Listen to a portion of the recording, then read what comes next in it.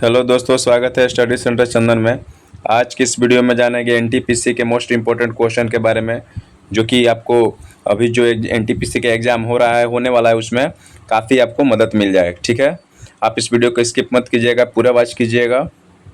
जो भी भाई हमारे चैनल पर नए, हमारे चैनल को सब्सक्राइब, वीडियो को लाइक और वीडियो को शेयर जरूर करें। चलिए, पहला क्वेश्चन है, ग्रीन हाउस गैस उत्सर्जन ग्लोबल वार्मिंग को कम करने के लिए किस अंतर्राष्ट्रीय संधि पर हस्ताक्षर हुआ है। ठीक है, तो ग्रीन हाउस गैस उत्सर्जन ग्लोबल वार्मिंग को कम करने के लिए आपको क्योटो प्रोटोकॉल पर हस्ताक्षर हुआ है, और कहाँ पर? जापान में। इसके बारे में हम जानते हैं, जापान में इसको 11 दिसंबर 1997 को क्या अपनाया गया था। ठीक है, और 16 फरवरी 2005 को लागू हुआ था। आप इस फैक्ट को भी ध्यान में रखिएगा। अगला क्वेश्चन दिया है, इसी से रिलेटेड भी क्वेश्चन पूछ सकता है आपको, ओजोन परत के संरक्षण के लिए किस प्रोटोकॉल को अपनाया गया? तो आपको मॉन्ट्रियल प्रोटोकॉल को अपनाया गया। ठीक है, ओजोन परत के संरक्षण के लिए आपको मॉन्ट्रियल प्रोटोकॉल को अपनाया गया है। चलिए, अगला क्वेश्चन देखते हैं, कृषि क्षेत्र में उल्लेखनीय कार्य हेतु वर्ष 2021 और 22 के लिए स्वामीनाथन पुरस्कार किसे दिया गया? ठीक है, तो कृषि क्षेत्र में उल्लेखनीय कार्य हेतु 2021-22 के लिए स्वामीनाथन पुरस्कार डॉक्टर पीवी सत्यनारायण को मिला, जो 8वें एमएस स्वामीनाथन पुरस्कार उनको दिया गया। बात कर लेते हैं पहले का, कि पहले एमएस स्वामीनाथन पुरस्कार किसे दिया गया था। ठीक है, बात कर लेते हैं पहले का, तो प्रथम एमएस स्वामीनाथन पुरस्कार द्विवार्षिक 2004-05 के लिए स्वामीनाथन पुरस्कार 27 अक्टूबर 2005 को प्रमुख पोल्ट्री वैज्ञानिक डॉक्टर गेंदालाल जैन को प्रदान किया गया था। किनको? डॉक्टर गेंदालाल जैन को प्रथम स्वामीनाथन पुरस्कार 2004-05 के लिए 27 अक्टूबर 2005 को।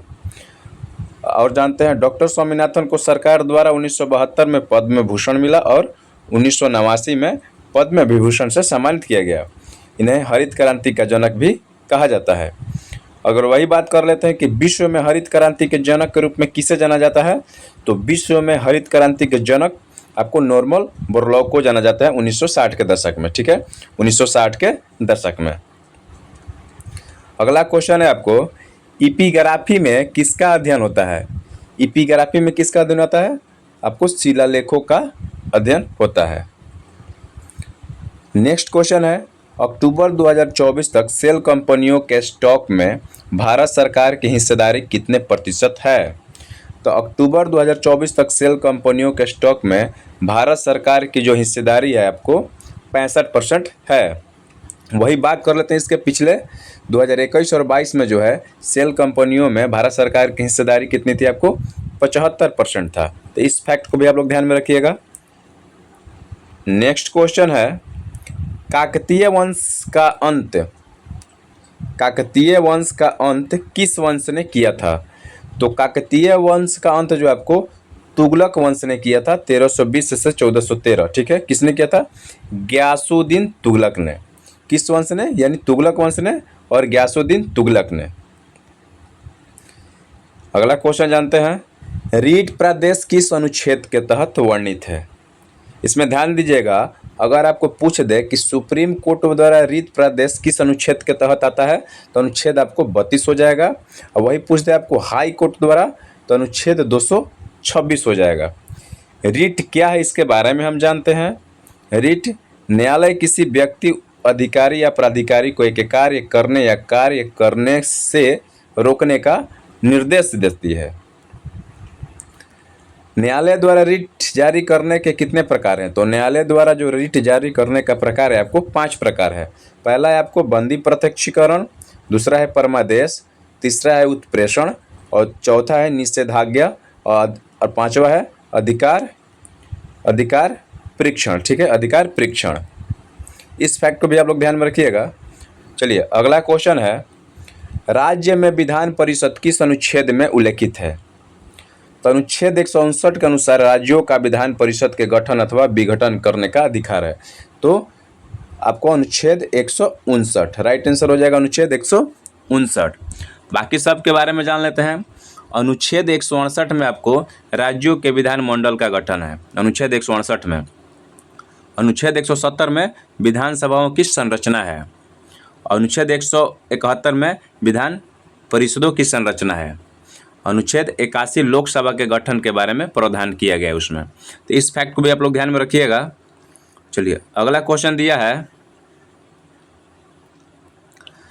विक्रमादित्य की उपाधि किस गुप्त शासक को दी गई थी? तो विक्रमादित्य की जो उपाधि आपको चंद्रगुप्त द्वितीय को दिया गया था। अगला क्वेश्चन दिया है, चंद्रगुप्त द्वितीय की पुत्री कौन थी? चंद्रगुप्त द्वितीय की जो पुत्री थी आपको प्रभावती गुप्ता थी। उनकी पत्नी का नाम क्या था? ध्रुव देवी, और दूसरी कुबेर नागा था। उनका बेटा का नाम था कुमार गुप्त या गोविंद गुप्ता। उनके चंद्रगुप्त द्वितीय के चंद्रगुप्त का फादर का नाम क्या था? समुद्रगुप्त, और उनकी माता का नाम दत्ता देवी था। अगला क्वेश्चन है, एमपीलेट्स योजना किससे संबंध है? ठीक है, एमपीलेट्स योजना जो है आपको किससे संबंधित है इसके बारे में हम लोग जान लेते हैं। इसकी शुरुआत जब हुआ था आपको 23 दिसंबर 1993 को शुरुआत हुआ था।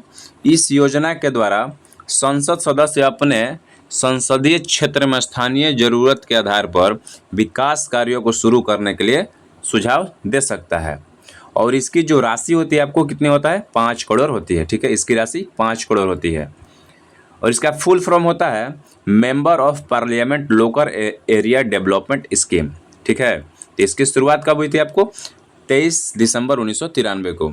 इसका संबंध है आपको संसद सदस्यों द्वारा अपने संसदीय क्षेत्रों में स्थानीय जरूरतों के आधार पर विकास कार्यों को शुरू करने के लिए सुझाव देना। चलिए अगला क्वेश्चन है,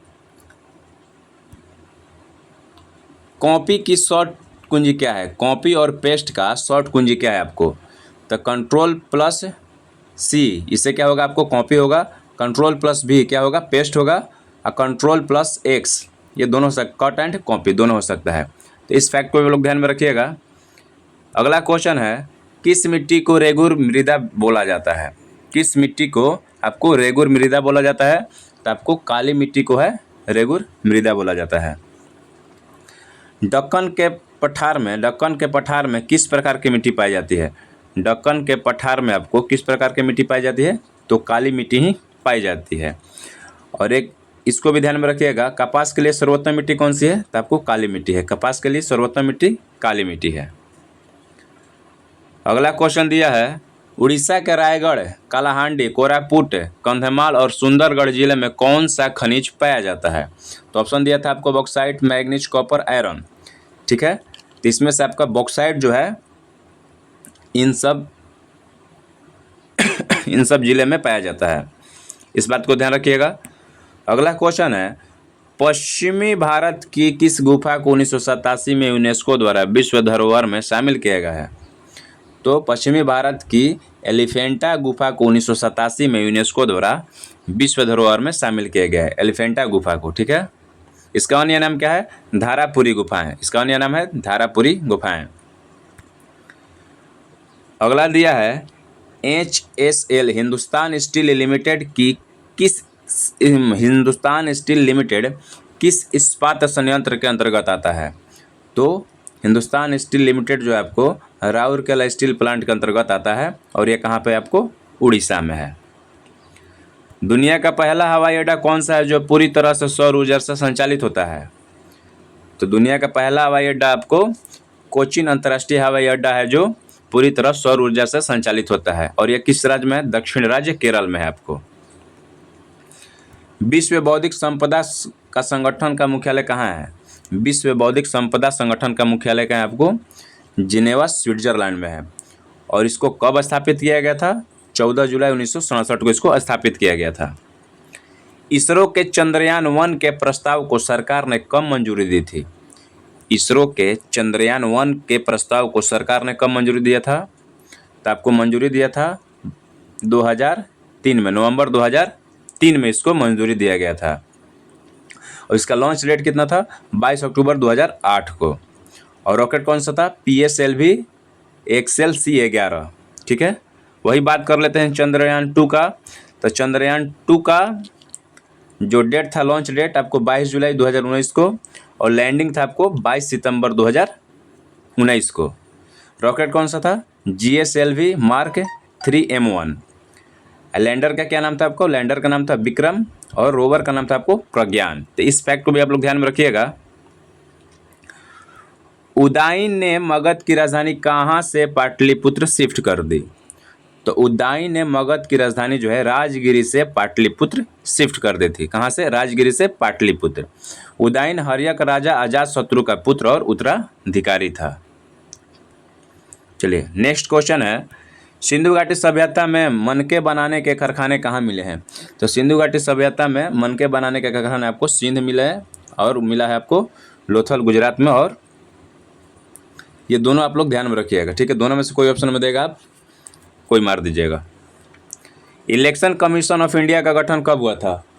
इलेक्शन कमीशन ऑफ इंडिया का गठन आपको हुआ था 25 जनवरी 1950 को, ठीक है। और इसे राष्ट्रीय मतदाता दिवस प्रत्येक वर्ष को मनाया जाता है। तो राष्ट्रीय मतदाता दिवस आपको प्रत्येक वर्ष 25 जनवरी को मनाया जाता है।